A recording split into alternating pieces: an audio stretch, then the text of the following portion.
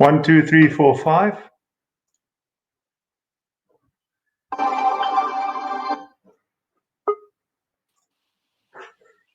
Okay, let's try again. Okay. Hello, yes, yes. Hi, AJ. We're there. We did it. That's good. Sometimes, Fantastic. and I was so nervous because of you, because last time we tried to do this podcast, and I was sitting in the same place, and it didn't work. My goodness, I'm so happy. Right, we're here. Yep. Yeah, I can hear everyone now. Anyway, Yale, the answer was Nutridyne. That group. Okay. Is that the right answer? I'll say no. That's not the answer I'm looking for. I'll send you a message. Don't worry. Right. Hello, Yale. Are you well? I'm very well, thanks, AJ. Very well, and yourselves? Yeah, good, thank you. I'm quite excited and a little bit nervous because I'm going to find out what am I made of. What is my story? We're going deep. We're going to find out deep. Baseline stuff today. Yeah. Well, listen, I'm going to start straight away. So, I think the best thing or the best place to start is to. I say to Danielle. I've learned a little bit about what you and Danielle do, but I'm listening for over a year now. I've been hearing all these words, and I didn't know what it means. And so there are so many people like me out there that have heard about genetics, but we don't really know. We just heard the words. So maybe give us a short explanation about what is genetics for people like me to understand. Okay, let's do some good basic stuff so that we make sure we're all on the same page. So what we're trying to understand is essentially, what is our code? What defines us in the world? How do we respond to the world around us? And this comes back to our DNA. And our DNA, in essence, is really just that. It's a sequence code. Imagine like you've got computer code. Imagine like you've got the English language, where everything is written out. It has letters, it has words, it has sentences, it has stories. So DNA is no different. It is really a language of genetics that is written in a code, which is letters, A, G, T, and C. And it tells us about who we are and how we respond to the world around us. But the most interesting thing about genetics is why we're different from other people in how we respond to the world. So we're 99.9% identical in our code. So if you look at our sequence and you read our sequence, which is what geneticists do, we are 99.9% identical. And there are like 3 to 4 billion of these letters in our DNA, in each of us. But at 0.1% difference, we're different from each other at about 3 to 4 million places in our DNA. So I call them spelling changes. So imagine now you've got a word cat and you've got a word, let's do coat and goat. Coat starts with a C and goat starts with a G, and yet they tell a completely different story about the word. So genetics is not very different. We have these spelling changes in our DNA, which are completely normal. It's part of evolution. It's part of what makes us evolve and be different. And it also defines why we're different and how we respond to the world around us. And it's what we do in genetics, in what we call nutrigenomics, genetics and nutrition, is to read these differences and then try and understand why you, why Danielle, why myself, why we respond differently to the food we eat, the exercise we do, to stress, to anxiety, and all things. Does that that's incredible. Like only a percent difference have got so many differences between me and another guy. That is crazy. It's not even a percent. It's 0.1%. So it's even less than that. I mean, isn't that incredible? And so I don't know what podcast I heard. Are we very close to pigs genetically, or is it? I'm sucking something out of the podcast here. No, the closest is a chimpanzee. So it's in the So we're super close to chimpanzees, but we also like 60% banana. So yeah, I know, it's quite insane, right? So there's a whole lot of genes that are present in the animal and the vegetable and the fruit world that we actually have in common. And then there's a whole lot of genes that are different. But in something like the primates, especially the chimpanzee, we're like 98% the same. Wow, that's incredible. I want to later ask a little bit about 3X4, your company, but before we get there, there's a few words that I've heard Danielle say when she speaks to clients or when she talks to me, and a few of them, like I know people understand immediately, like switching on and switching off of genes. What does that mean? Okay, so there's two different ways that we talk about genetics and how it drives health. And one is what I just described, which is, how do I read your DNA to find out what spelling changes you got, and to find out how those spelling changes change the way you metabolize foods, how you exercise, how you respond. So I just described that, and that's 50% of the story, which is reading your DNA and understanding who you are. I call that the self-knowledge part. Know yourself. Now there's another beautiful story that happens. And the other beautiful story that happens is, if I know who I am and know how I respond to the world, how can I make choices in my daily life, food, nutrition, exercise, stress management, that will switch on and switch off genes? Now, why is it important to switch on and switch off genes? Everything that happens in our body is about proteins, really.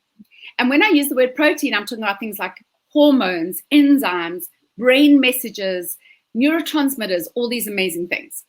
So DNA, what I described before, which is this code we have, is a coding for proteins or for amino acids, which everyone knows the word because we know we eat amino acids, right? These are our amino acids. So it's a coding for amino acids, which when we put together, make proteins. Now, when we want our body to function efficiently, optimally, like a well-oiled machine, we want to be making proteins that are doing the job our body needs. So when I take a drink my latte this morning, I want to make sure that the protein that makes the enzyme to digest lactose in my milk is switched on so it can digest the lactose. So the moment I drank my coffee this morning that had dairy milk in it, it activated a message, a signal that made my gene code switch on the protein, make the enzyme so I could digest my milk. Mm-hmm. So part of the magic is understanding who I am. Then I want to understand, how can I get my body to switch on the genes to make the proteins that are going to really drive the most optimal health for me? And that's where the true power of nutrition comes in, because it's actually these nutrition molecules and sometimes supplement molecules that we can use to switch on our genes. And it's switching on our genes to make these proteins that truly heals the body. So it's not always, I'm just going to take a vitamin C supplement and that's going to do the job. Actually not. That's just what I call plugging holes.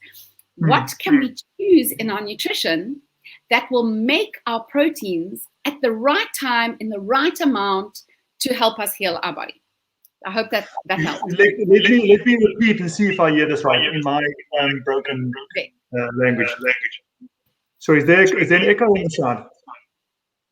No, good. So is it right by saying that my DNA, my sequence, I can't change it. What I've got is what I've got, but I can do something about, I can change my pathways or my direction a little bit on.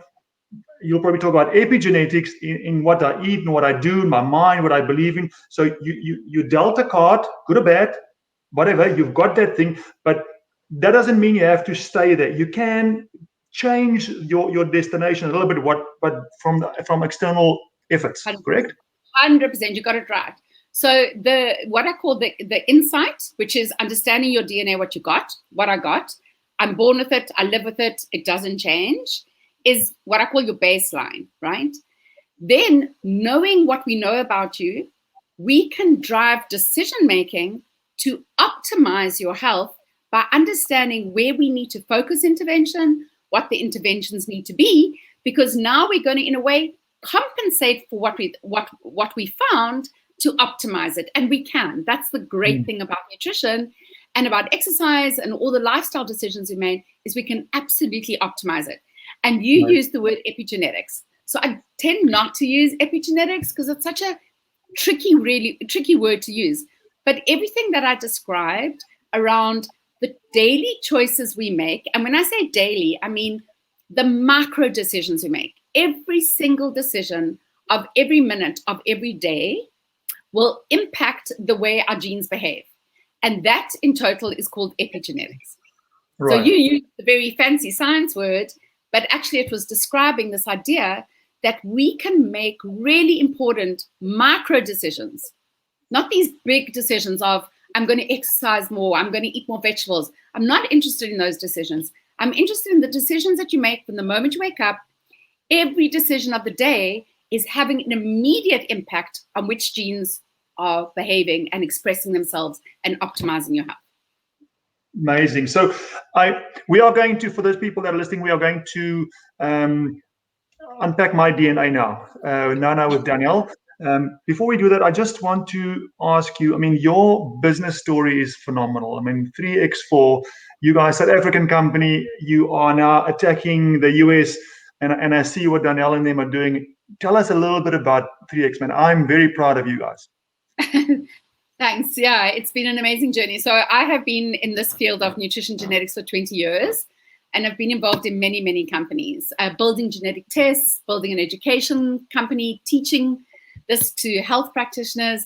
But about 4 or 5 years ago, I realized that the industry of genetics really actually wasn't doing very well, and that the way the genetic testing industry had evolved was not really allowing us to reach the potential of what DNA can do for us in terms of our health. So I went back to the drawing board here in Cape Town and had this epiphany that we could do things better. We could do it so much better in so many ways, through education, through mentorship, through community growth, but most importantly, through how we built the science, which I believe had not been done well up until then, including the work I had done in the last couple of decades, and then also how we present information. Because genetics, as we're going to delve into yours now, if we don't create a report in such a way that you can get excited about, that you can engage in, that you can understand, then we're just giving you data.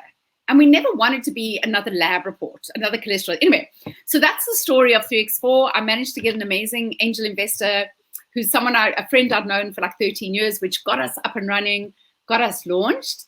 And then about a year later, I went to the US for a conference and I had a sample report and showed it to a few people at the conference in Seattle. And they were like, oh my God, this is brilliant. There's nothing on the market. Why aren't you in the US? And we're like, no, it's fine. We'll come to the US. We're just, learning lessons. And they were like, no, you need to come now. And that basically meant I got introduced to an amazing kind of venture capital company in Seattle who said, are you looking for investment? I was like, well, I wasn't really. I just came for a conference, but, obviously I'm not going to say no.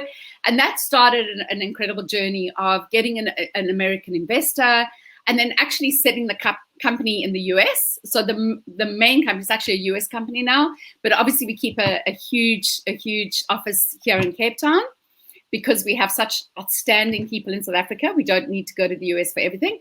But the really extraordinary thing is how we've been able to build the market. We've only been in the US for a year, but really start having an impact. And Danielle can probably speak to a little bit about how we really raise the bar in how genetics is done. And that's our ultimate vision, is improve people's lives, improve their quality of life, but also improve the industry from this little Cape Town startup to really try to show globally, starting with the US, how things can be done better. That's amazing, because I love watching podcasts on small businesses and guys trying to get money. And you hear these horror stories of guys pitching to 50, 60, 70 angel investors, and yours just came to you. Well done. I'm so proud. No, it's amazing. No, we didn't. No, we didn't. With others. No. You're getting the short version. I pitched to about 50 angel investors before Jared invested. And in fact, it was 2 years of trying to get my idea launched. I didn't have a product. I just had an idea. I traveled the world. I did everything I could. I begged, I borrowed. I didn't steal. Family money to try and get my idea launched with absolutely no luck. And in fact, I was at the absolute end. It was December 2017, and I was so exhausted, and I was actually ready to give up. and I went for dinner at a friend's house. And Jared had just sold. He owned Earthchild, an Earth Addict, and he had sold the company to Trueworth. And he was setting up this fund. He'd never invested in a company before. Sorry about the dog. And he was chatting over dinner, and I'm like, I'm so tired. I'm so over it. He's like, what are you doing? And I told him, he's like, that sounds interesting. And that was literally the first week of December. And by January, he had invested. So it took me 2 years. And then, well, there you go. There's the story. Well, that's a beautiful. I love that. Thank you very much. No. It's not an easy story. It had lots of sleepless nights, lots of tears. And actually, if Jared hadn't invested in December, I was done. I was done. Oh my God, I'm so happy. Well done. Yeah. Well, listen, I am going to now introduce my lovely girlfriend, Danielle. First, I'm gonna, and this is the beautiful thing. Your product is so high tech in terms of the customer experience. I've did this now. Danielle and I did a video. I'm going to play the video first, and then Danny is going to talk about it. Let's have a look first. All right. So, for those who don't know, Danny and I are writing a book, The First 70 Days, and I'm the subject. What we're going to do, I've heard so much about DNA, doing DNA testing, and how good it is for you to understand your body. So, Danielle is working with a company called 3x4. And they organized to give me a pack, a test. I've got it here, so I'm going to do it right now for you to see. It's quite easy actually to do the test. And then in 2 or 3 weeks from now, my results will be back, and we're actually going to do a podcast with Yale, the owner of 3x4, and we are going to discuss my DNA and what I can do or change or not. So I'm looking forward to see you guys on the podcast.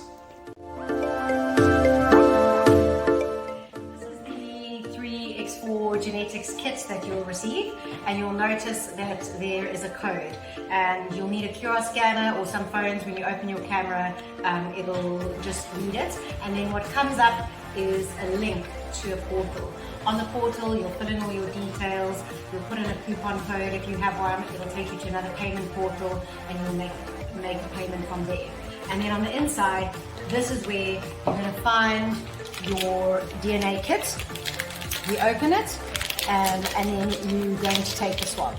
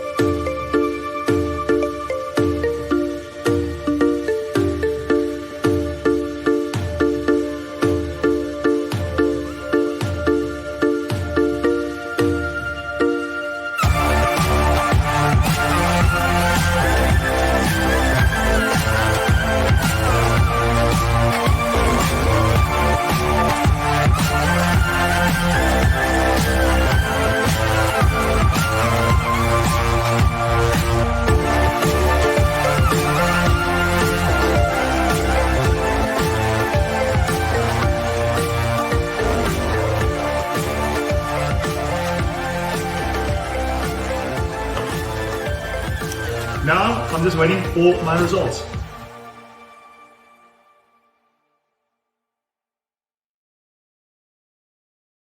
All right. So Danielle, I do think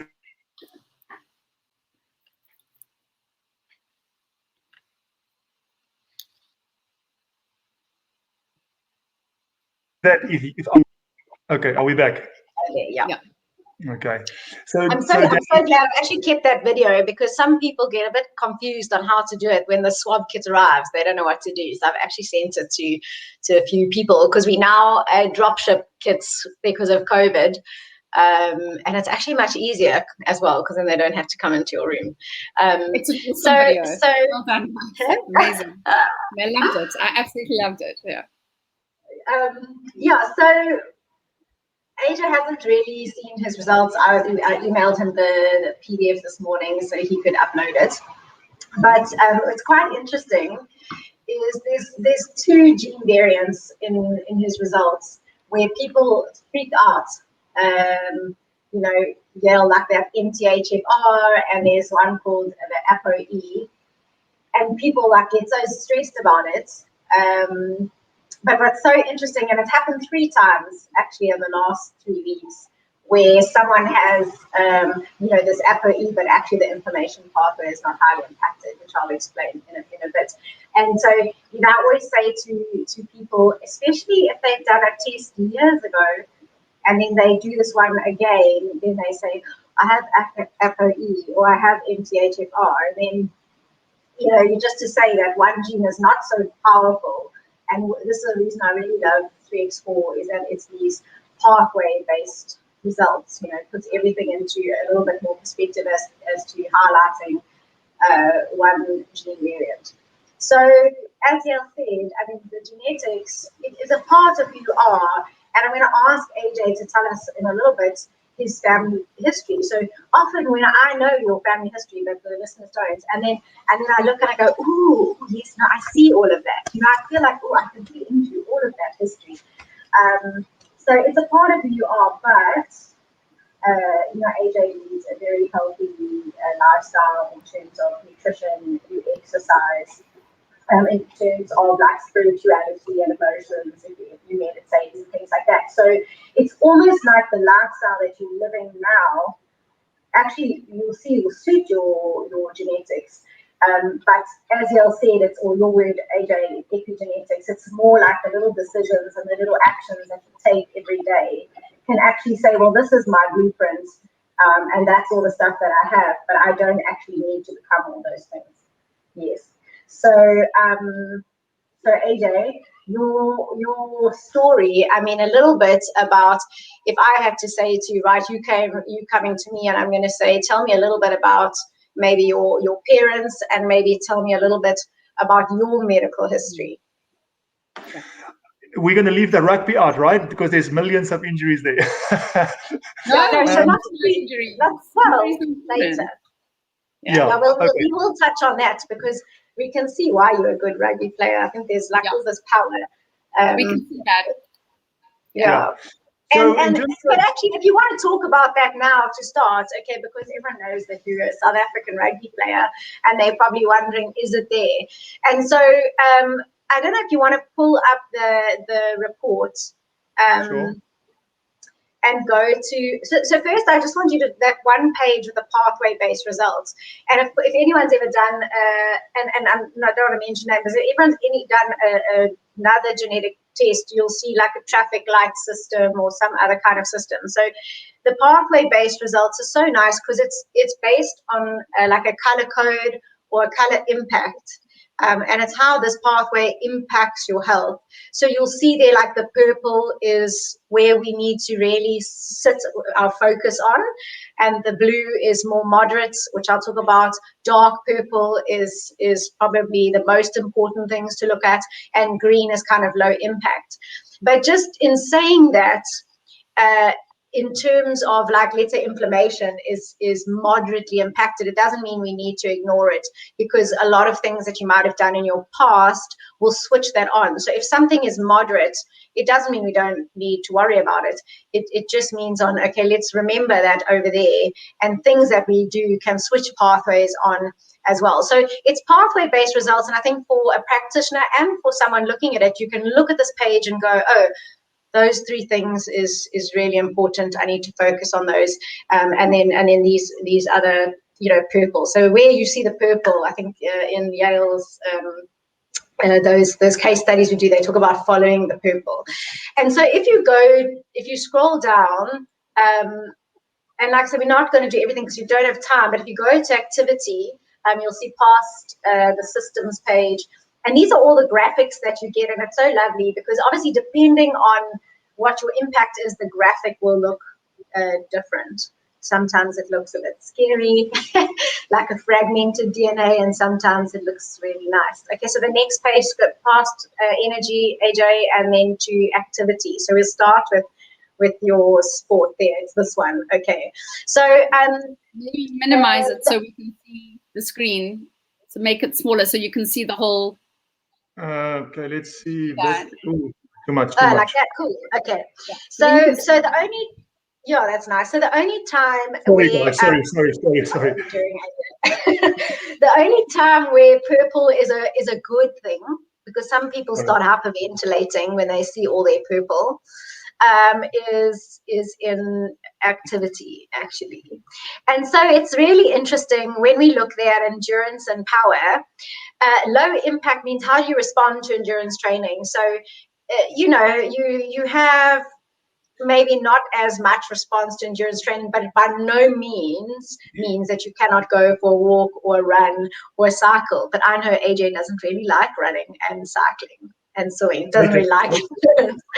And then you can see that, your impact and power is really high. So how do you respond to power-based training? And so, it's interesting that rugby is a power-based sport. It is strength-based, sprinting based. I think earlier this morning you were showing some school kids a try. So that's there in your genetics. And then when you see training response, and I have seen this with AJ, your training response as well is highly impacted, meaning you have a really good response to training and above average fitness. So now when you have he started on this path to build muscle, lose fat, do some gym. You get you get fit really quickly. It's suddenly you're doing power-based gym training and you get fit really quickly. And, if you look at rugby, I'm sure, you played a really long career as well. It's also suggested that really whatever power or strength-based sport you do, you're going to respond quickly. You will see gains in VO2 max. And, so this is, I'm assuming, is true because you were a Springbok athlete. Can I quickly jump in there? Yeah. Can I quickly jump in there? Because this is very important. So for me, I've had 13 operations in my life, but that's impact operations, so ligaments. So, but my response time to injuries, they would have always said, okay, knee construction, 8 months. By 6 months, I'm playing again. So I was always back on the field way before the medical guys put in place. And as you say, running wise, endurance, I hated it. I was always in the back. They called us the fat squad. We were always at the back, running in the back. We were fitness and endurance. It's bad. And as you say, power. So far it's a good start.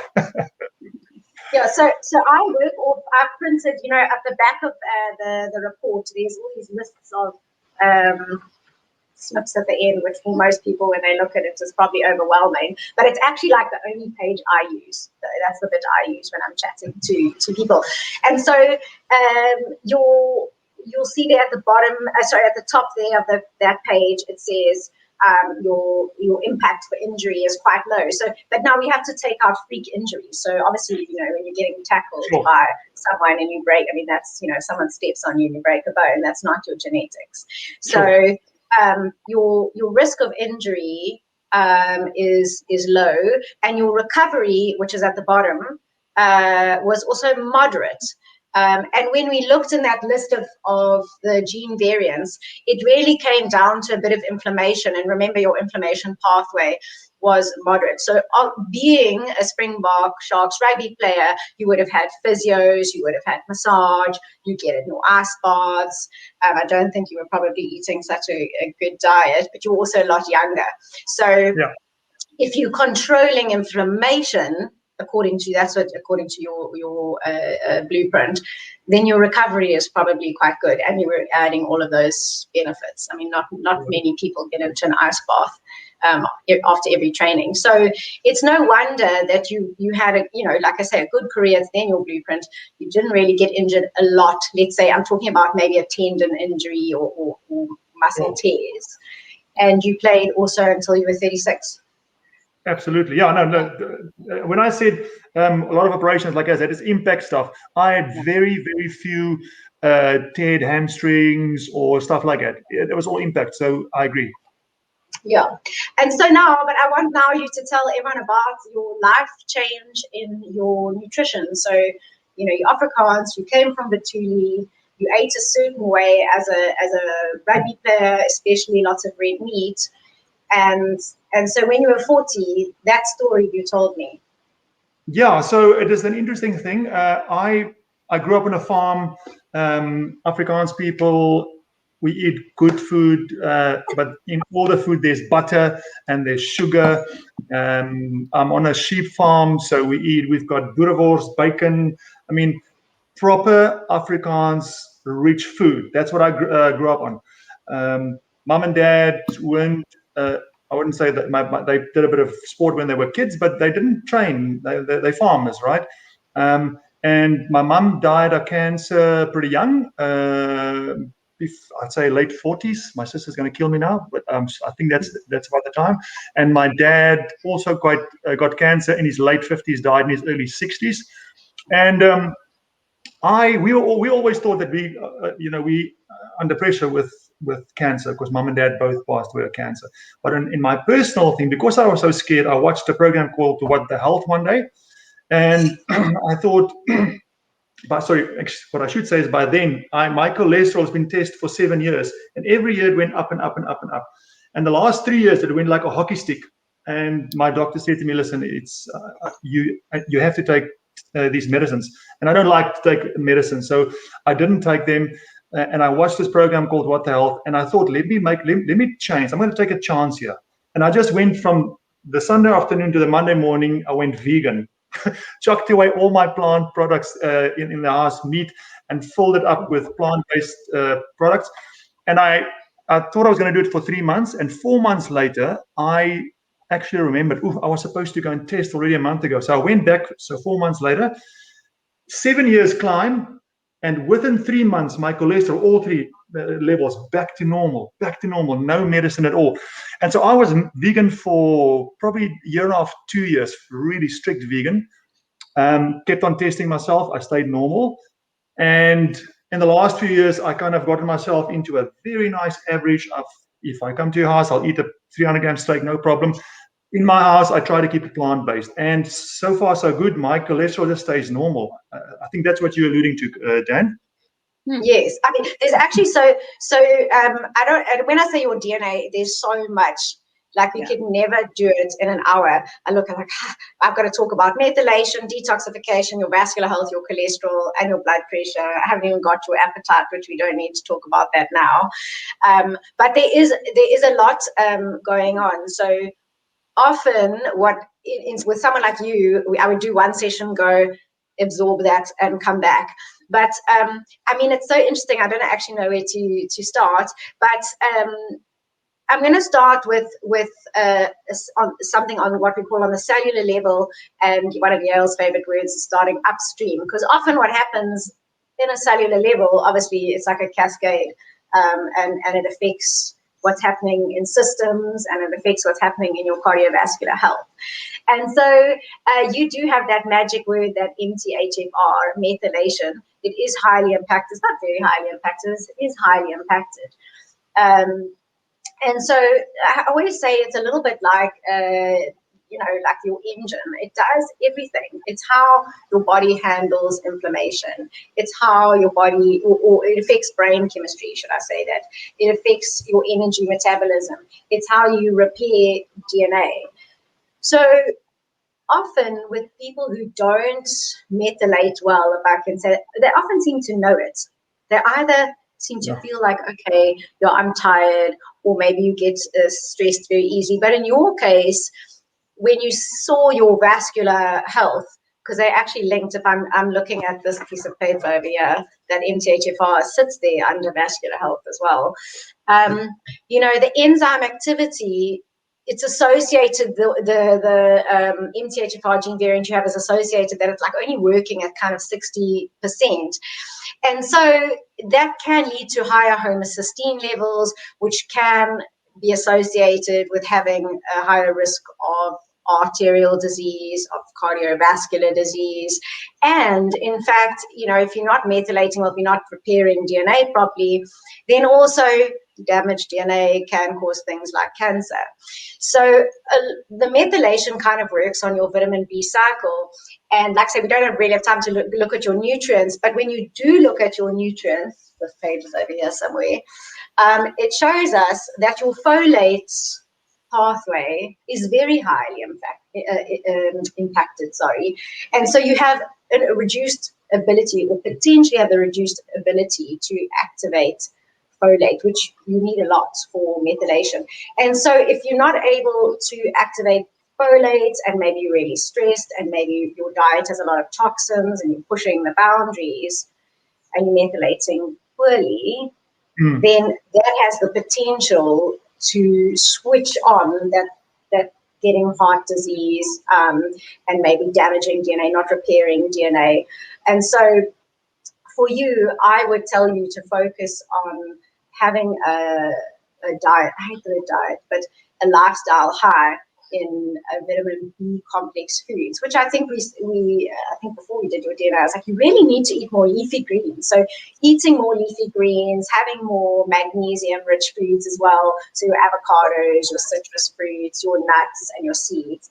And then, of course, it's so interesting that you mentioned, being vegan, because in my mind, if someone doesn't methylate properly, I think, oh no, can't be vegetarian. Let's not go down that road, because then you're really going, when we think about, let's say, vitamin B12, which you really only get from meat, chicken, fish, eggs, and I think you really do need to focus on having some quality proteins, because protein forms the building blocks of methylation.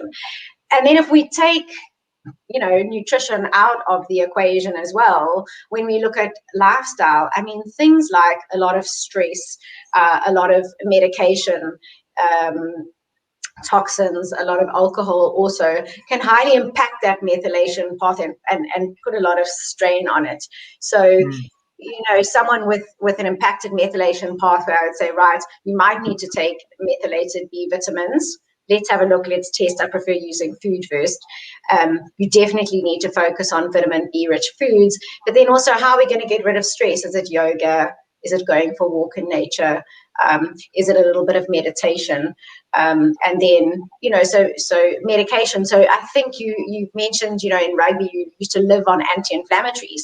So can you imagine that lifestyle? A lot of red meat, which I'll talk about now in vascular health, a lot of red meat, anti-inflammatories every day, beers after every match. I mean, extrapolate that into 45, 50, and now we're talking about a whole different AJ.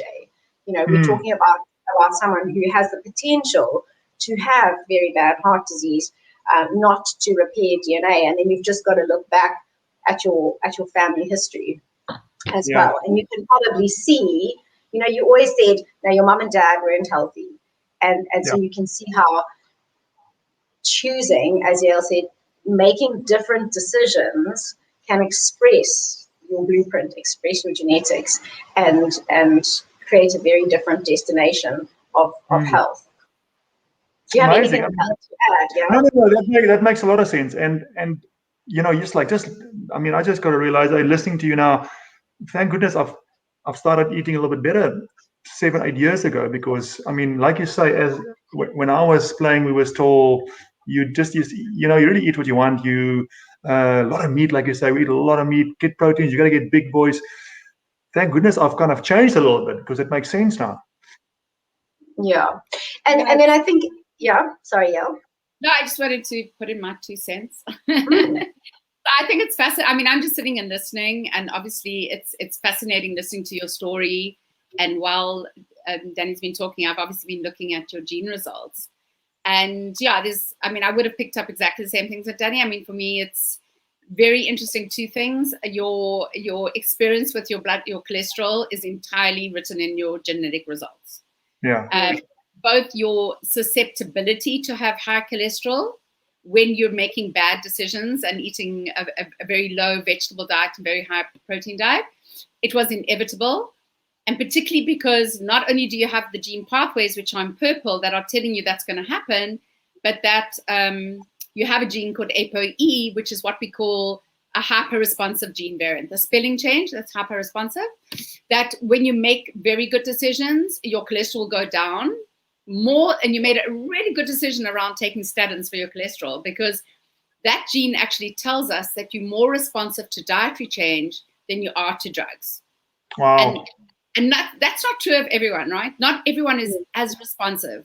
So you made the right decision at the right time to bring your, and as long as you are eating the right foods, avoiding those kind of really high, heavy animal proteins and animal fats, you'll be able to maintain your cholesterol.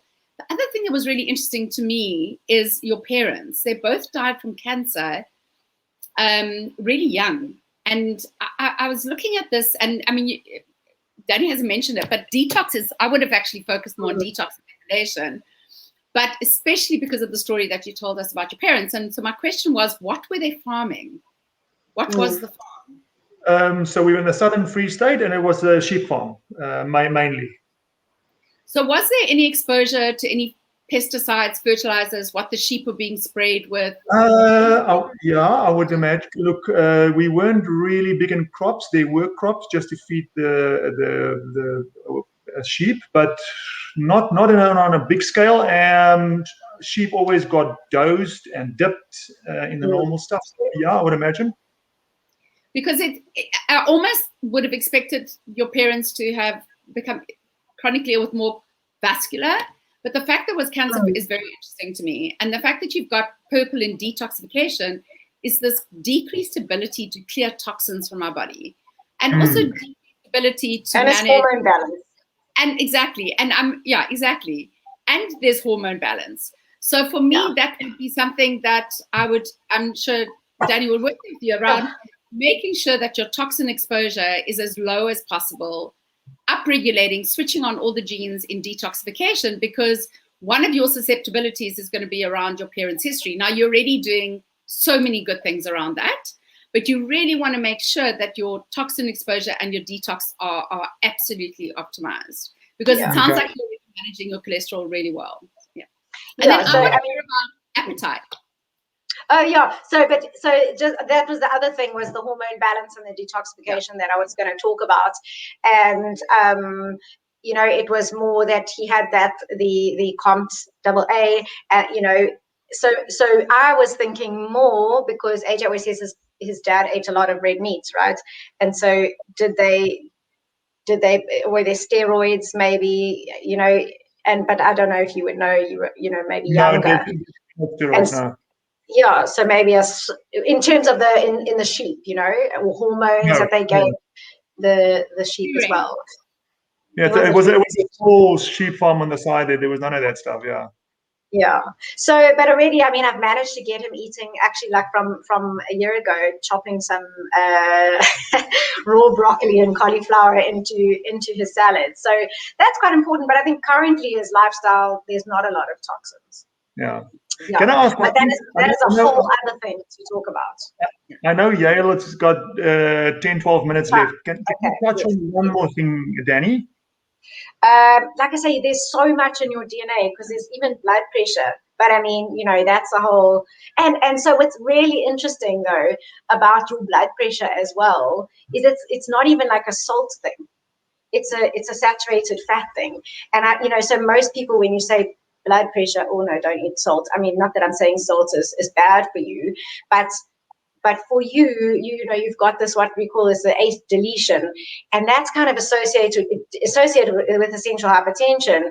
But actually, how do we help that pathway? We decrease animal fat, we decrease alcohol, we increase nitric oxide food. So I always say, think like a rainbow, as bright as possible. Your beetroot, your leafy greens. Again, methylation. Like I said, it's a bit like sending your car for your service, like a body for your service. It's those leafy greens. So get methylation right, cut down the animal fats, help your vascular health.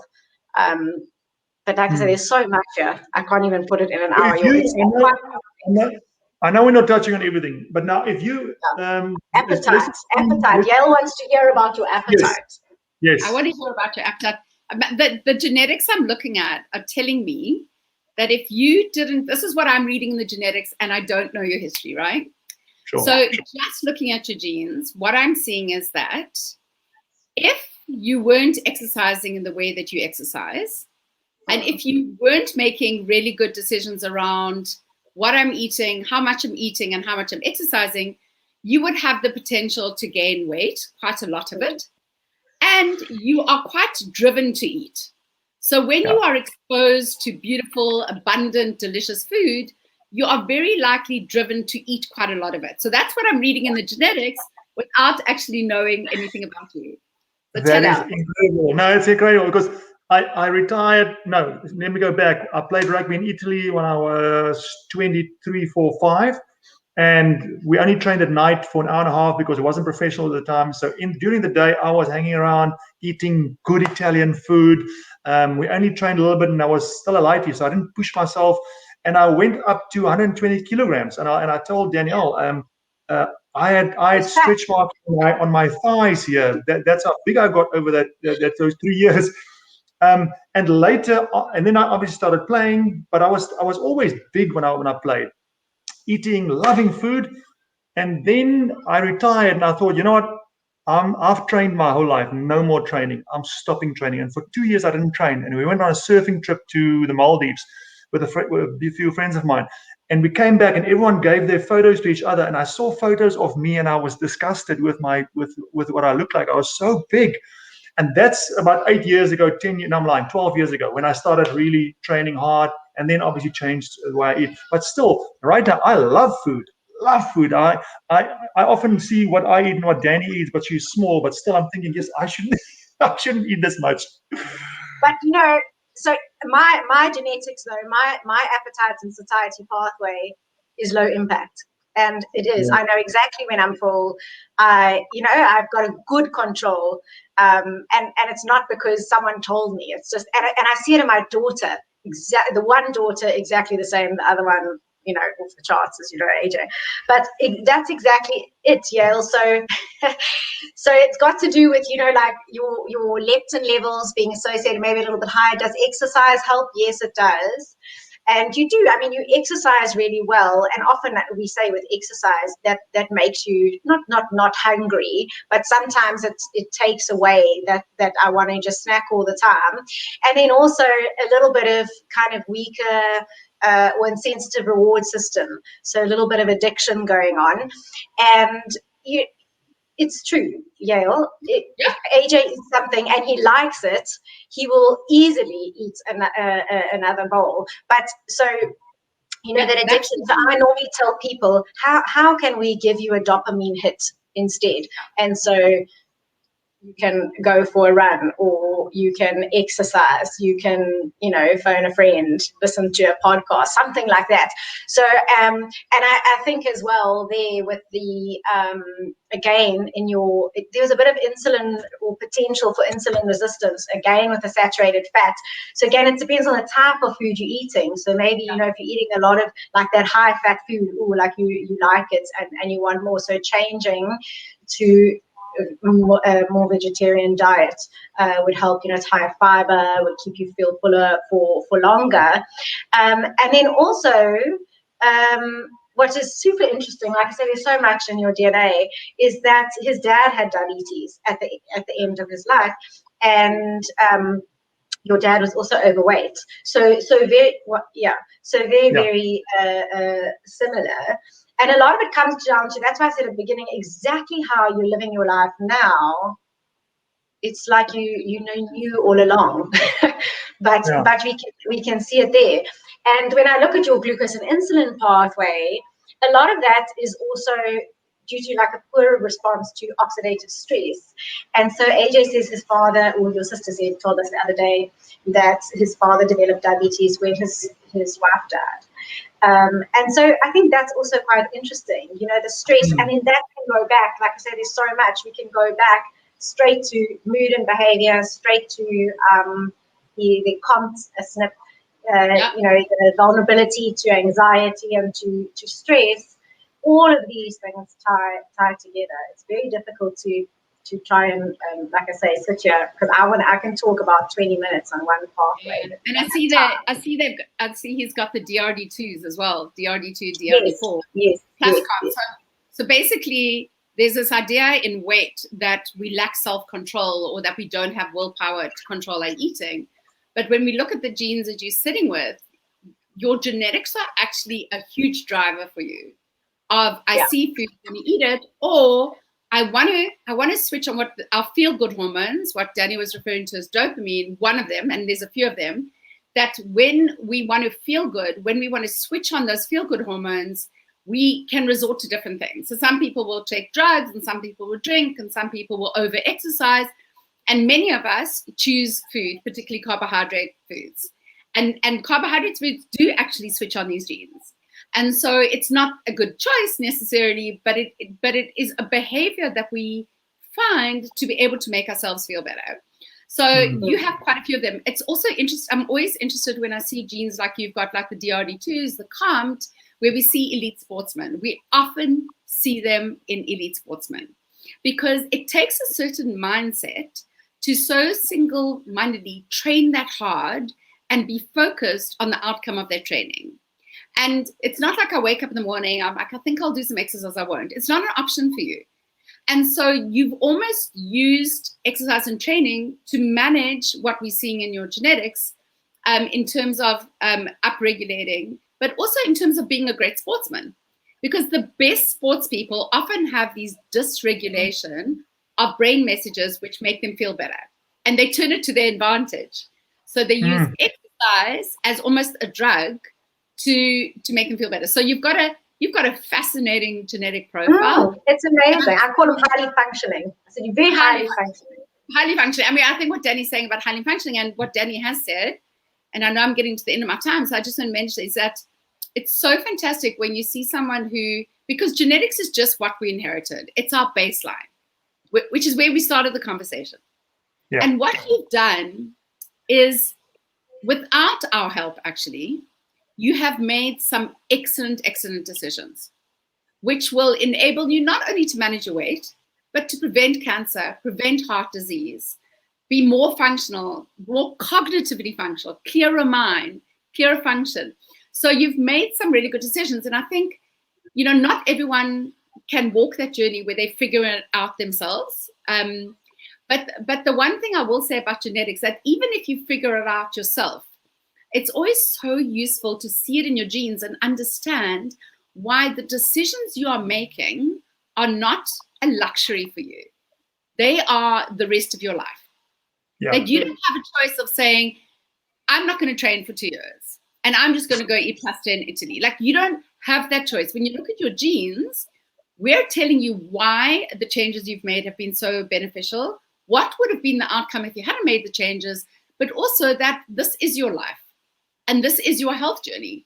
And you are always going to have to make the good decisions that you're making to be able to live a long, healthy life and not obviously have the history that your parents had. So that would be my kind of closing remarks. Is that brilliant? I just want to, Danny, talk about health span quickly. So I just think, that, I mean, for me, it's knowledge is power, because I do get people like, why must I do the DNA test?